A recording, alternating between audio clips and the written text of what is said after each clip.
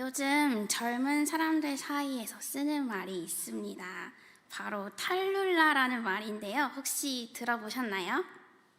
탈룰라는 어떤 사람의 말이나 모습에 대해서 맹목적으로 비난을 하지만 그 행동이 그 가족과 관계되었다는 것을 알게 될 때 갑자기 태도를 돌변하는 것을 의미합니다.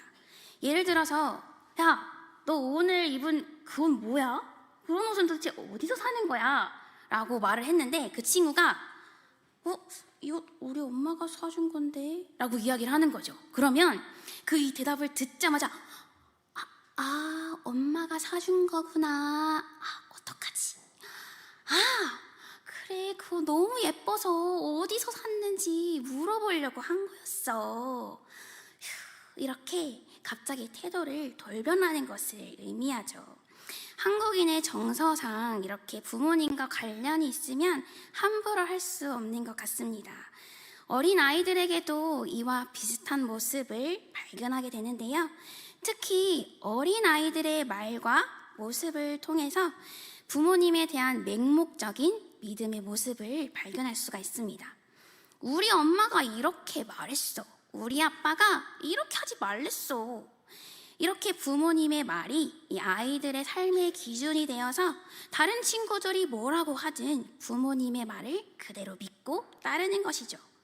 이러한 아이들의 모습은 우리 그리스도인들에게도 아주 필요한 모습입니다.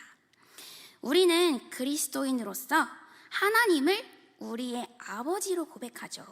그러니 아버지이신 하나님의 말씀이 우리의 삶의 기준이 되는 것은 당연합니다. 오늘 본문에도 우리 아버지이신 하나님의 말씀이 우리 그리스도인에게 얼마나 중요한지 분명히 드러나고 있습니다.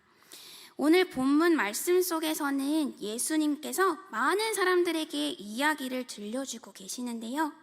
여러 가지 비유를 통해서 하나님 나라가 어떤 곳인지 말씀해주고 계십니다. 그런 예수님을 보기 위해서 그곳은 발 디딜 곳도 없을 만큼 아주 수많은 사람들이 모였을 것입니다. 이때 예수님의 어머니 마리아와 친동생들이 예수님을 만나러 왔습니다. 하지만 많은 사람들로 인해서 도저히 예수님께 다가갈 수가 없었던 상황이었죠. 다행히도 무리 중에 한 사람이 예수님께 이 소식을 전해줍니다. 예수님의 어머니와 친동생들이 예수님을 만나러 왔어요. 이때 예수님은 깜짝 놀랄 만한 말씀을 하십니다. 예수님의 어머니와 형제는 지금 여기 하나님의 말씀을 듣고 따르는 이 사람들이라고 하신 것입니다. 오늘 이 시간 이 말씀 속에서 우리가 함께 은혜를 나누고자 합니다. 첫째로 우리의 가족은 혈연만을 이야기하는 것이 아닙니다. 오늘 본문 말씀 누가복음 18장 20절 말씀에 어떤 이가 알리되 당신의 어머니와 동생들이 당신을 보려고 밖에 서 있나이다. 본문 속에서 예수님을 만나러 온 가족들이 있었지만 예수님은 혈육만을 가족의 기준으로 삼지 않으셨습니다. 예수님은 마리아를 통해서 인간의 모습으로 이 땅에 태어나셨죠. 그리고 모두가 아시다시피 예수님은 요셉의 아들로서 무려 30년간 목수의 삶을 사셨습니다. 성경의 묘사가 자세하진 않지만 아기가 자라며 강하여지고 지혜가 충만하다라는 예수님의 묘사를 보면 현명하고 지혜가 충만하고 하나님의 은혜가 가득하셨던 예수님이셨기에 가족들과도 분명 아주 친밀한 관계였을 것입니다.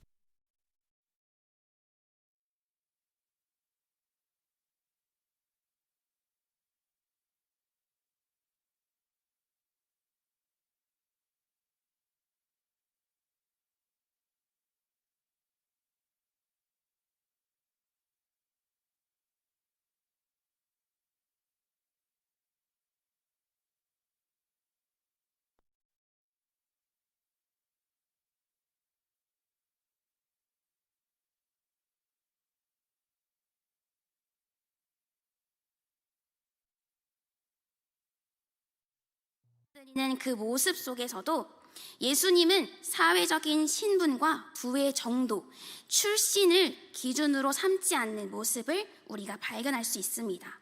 다시 말해서 모두가 멀리하는 이 죄인들과도 가족이 될 수 있음을 보여주시는 것이죠. 이러한 예수님의 모습은 혈연과 또 가족의 울타리를 중요시 여기는 우리의 관점에서 봤을 때 조금 이해가 되지 않을 수도 있습니다. 저는 아시다시피 감씨입니다. 흔하지 않은 성씨다 보니까 가까운 가족이나 친척들 외에 우연히 같은 성씨의 사람을 만난다면 너무나도 반가울 것 같습니다. 처음 보는 사람이지만 나의 먼 친척, 나의 가족이라는 생각이 들 것 같기도 해요. 이렇게 나와 아무런 유대가 없음에도 나와 같은 피가 흐른다는 것 하나만으로도 이렇게 친밀감을 느끼게 되죠.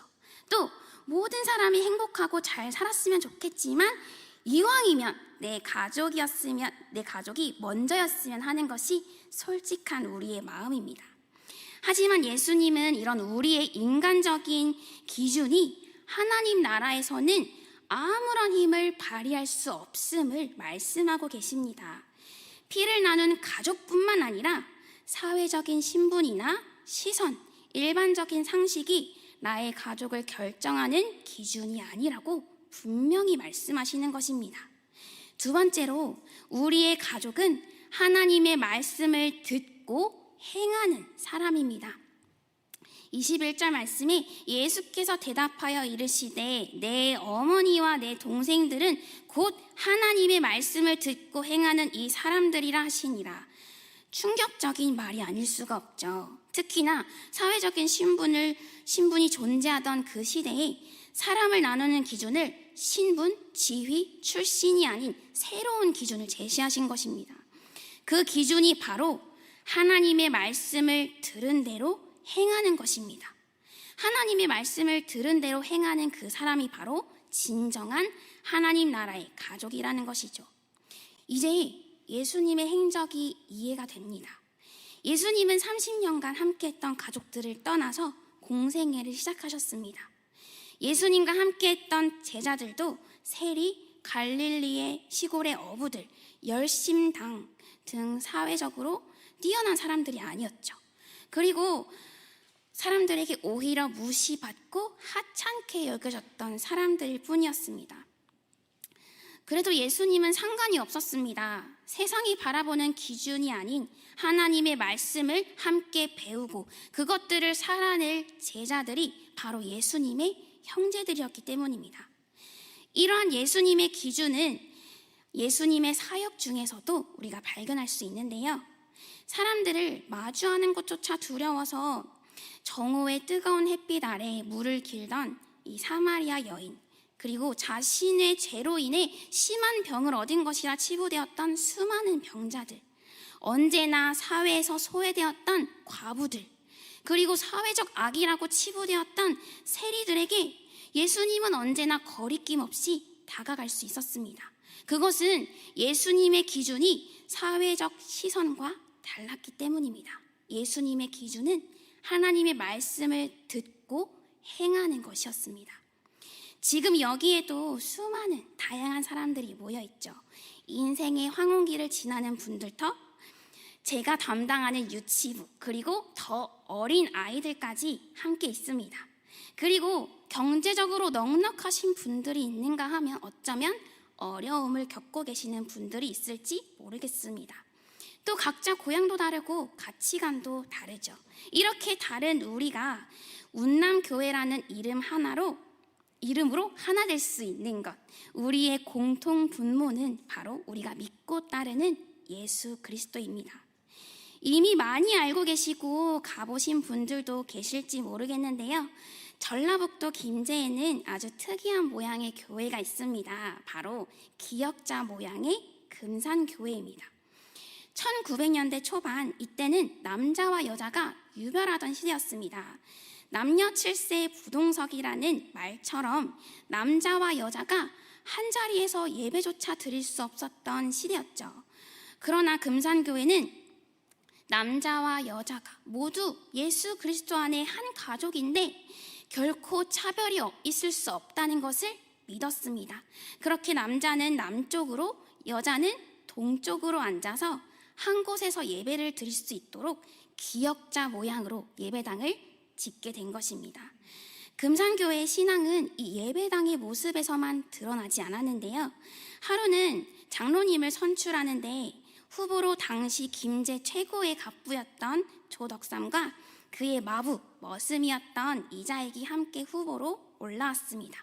그런데 장로로 선출된 것은 머슴이었던 이자익이었던 거죠. 사람들은 모두 긴장했습니다. 당시에 노비가 장로가 되면 양반들이 교회를 나가서 교회를 따로 새로 개척할 정도로 신분 차이로 인한 갈등이 있던 때였기 때문입니다. 그런데 바로 그때 양반이었던 조덕삼이 발언권을 얻어 이렇게 말하죠. 우리 금산교회 교인들은 참으로 훌륭한 일을 해냈습니다. 저희 집에서 일하는 이 이자익 영수는 저보다 신앙 열의가 정말 대단하신 분입니다. 제가 잘 모시겠습니다. 조덕삼은 이자익을 주인과 머슴, 양반과 천민이라는 이런 사회적인 시선으로 보지 않았던 거죠. 오히려 그리스도 안에서 한 형제로 보았고 교회 질서 안에서 먼저 된 장로로 인정하고 순종했습니다. 이처럼 우리의 관계는 세상의 시선과 기준으로 나눠지는 것이 아닙니다. 예수님께서는 우리 모두를 그리스도 안에서 한 가족으로 불러주시기 때문입니다. 세 번째로 예수님 안에서 가족이 된 우리는 예수님을 본받아야 합니다. 고린도전서 11장 1절 말씀에 내가 그리스도를 본받는 자가 된 것 같이 너희는 나를 본받는 자가 되라. 고린도 교회를 비유하자면 갓난아기와 같은 교회였습니다. 영적으로 신생아와 같은 교회였기 때문에 교회 안에 많은 문제들을 가지고 있었습니다. 교회가 아볼로파, 바울파와 같은 여러 분파로 나뉘었고 성적인 문제도 있었고 교회 안의 문제를 법정에 고소하는 이들도 있었습니다. 신생교회로서 아직 그리스도 안에서 한 가족이 되지 못했던 이 고린도 교회에게 바울이 이야기하죠. 내가 그리스도를 본받는 자가 된 것 같이 너희는 나를 본받는 자가 되라. 앞에서 말씀드린 것처럼 고린도 교회는 많은 문제를 가지고 있었죠. 그래서 바울은 그 문제를 하나하나 따지면서 해결 방안을 제시해 주었습니다. 하지만 근본적인 문제 해결 방안은 바로 예수 그리스도를 본받는 것이었습니다. 각자 자신이 옳다고 분쟁하고 갈라져서 분파가 나뉠지라도 자신을 내어주어서 하나님과 인간을 화해하게 하시고 하나 되게 하신 예수님의 모습을 본받는다면 그들은 갈라진 분파가 아니라 한 형제 자매가 될 수 있었을 것입니다. 당시에 몸이 중요하지 않다는 생각과 몸은 원래 나쁘고 더럽다고 생각했던 이 세상의 생각을 따라서 성적인 문제를 가지고 있었던 그들이었지만 예수 그리스도를 본받는다면 그들은 그리스도 안에서 정결한 부부로 가족으로 거듭날 수 있었을 것입니다. 자신들의 문제를 법정에 고발하여서 자신의 옳음을 증명하고 싶었던 그들이었지만 예수님을 본받는다면 이 땅에서의 뛰어남을 자랑하지 않고 함께 하나님 나라를 바라보는 가족이 될 수 있었을 것입니다.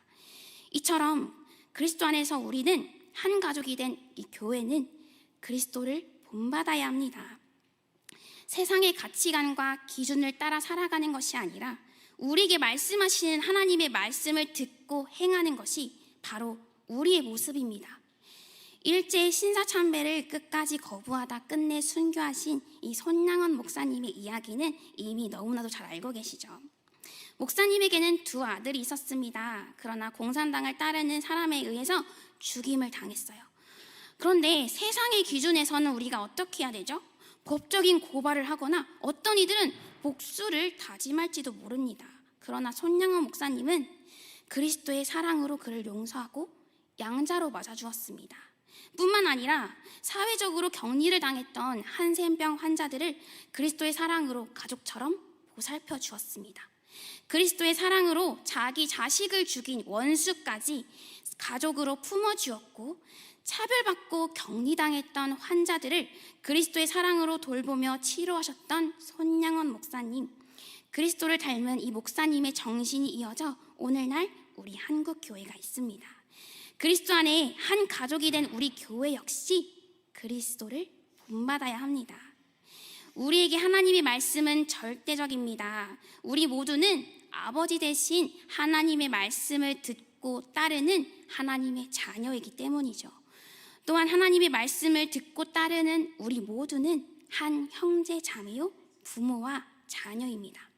사랑하는 성도님들, 아니 사랑하는 어머니, 아버지, 형제 자매 여러분, 여기 모인 온 세대는 그리스도 안에서 한 가족입니다. 우리는 날마다 가족으로 모여서 예배드리고 하나님의 말씀을 듣습니다. 또한 그리스도 안에서 한 가족이 된 우리는 예배 가운데 함께 나눈 은혜로 살아갈 수 있습니다.